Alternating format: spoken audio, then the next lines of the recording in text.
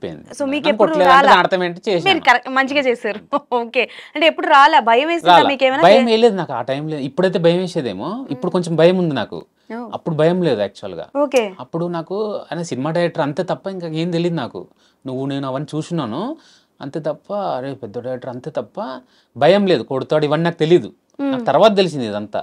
ఇలాగ ఎవరో వచ్చి షూటింగ్ జరుగుతున్నప్పుడే చేస్తున్నావా, కొట్టాడా నిన్ను, అది అంటే కొట్టలేదే అనేవాడిని. మనం బాగా చేస్తే ఎందుకు కొడతారు? అలా అసలు కొట్టలేదే అని. ఆ తర్వాత సెట్లో లైక్ ఆయన చూస్తారు చాలా చాలా ఫస్ట్ పేషెన్స్గానే చెప్తారు. 1 time, 10 second time, third time, fourth time, fifth time కొంచెం ఇది అవుతారు, యాంగర్ వస్తుంది ఆయనకి. వచ్చి అప్పుడు అరుస్తారు. ఇంకా అప్పుడు కూడా వినట్లేదంటే కొడతారు డెఫినెట్గా. ఎందుకు ఆయన చెప్పే రీజన్ ఏంటంటే నాకు వ్యాలిడ్ అనిపిస్తుంది. నేను ఒకసారి అడిగాను, అంటే ఎందుకు సార్ ఇలా కొట్టడం అంటే, నేను ఎవరినో ఎక్కడో ఉన్న తీసుకొచ్చి సినిమాలో నేను వాళ్ళని పెడుతున్నాను. నాకు సినిమా నేను 2 కోట్లు 3 కోట్లు 4 కోట్లు పెట్టి తీస్తున్నాను. నేను ఇంత ఇన్వెస్ట్ చేస్తున్నాను. అసలు నేను ఎందుకు చేయాలి వాళ్ళ మీద ఇన్వెస్ట్? నాకు చుట్టాలా, నా ఫ్రెండా, లేకపోతే నాకు ఏమైనా హెల్ప్ చేశాడు వాడు? కాదు కదా. నేను అసలుకి చాలా జెన్యూన్గా వాళ్ళకి ఛాన్స్ ఇస్తున్నాను టాలెంట్ చూసి. వాళ్ళు సరిగ్గా చేయకపోతే కొడతాను. అసలు నాకు షార్ట్ సరిగ్గా రాకపోతే చంపుతా కూడా అన్నాడు ఆయన. అంటే షార్ట్ కోసం నేను ఏమైనా చేస్తాను, నాకు షార్ట్ పర్ఫెక్ట్గా రావాలి అని చెప్పారు. నేను అలా మీ షూటింగ్ టైంలో ఎవరినైనా ఏమైనా మామూలు చిన్న చిన్న అరిచేవాళ్ళు.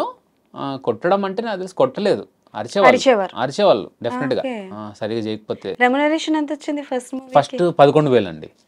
హీరో గారికి కూడా అంతే, నాకు కూడా అంతే. ఓకే. ఎవరు మీకు డైరెక్ట్గా ఇచ్చారా? మాత్రం చెక్ ఇచ్చారు.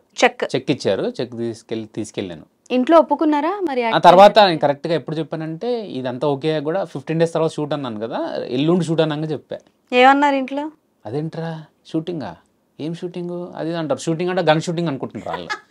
అది కాదు సినిమా షూటింగ్ అని చెప్తున్నారు.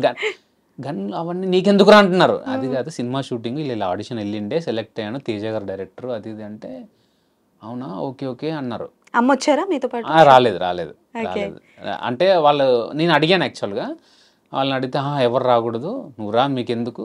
ఆయన తేజ గారు ఏం చెప్పారంటే, సరే నువ్వు మల్కాజ్ గురించి ఎక్కడి నుంచి రావాలి, రోజు నీకు గంటన్నర పడుతుంది రావడానికి, నువ్వు ఒక పని చేయి, నా ఆఫీస్ రూమ్లోనే ఉండంటే, నేను అదే ఆఫీస్లో ఆయన రూమ్లో ఉండేవాడిని.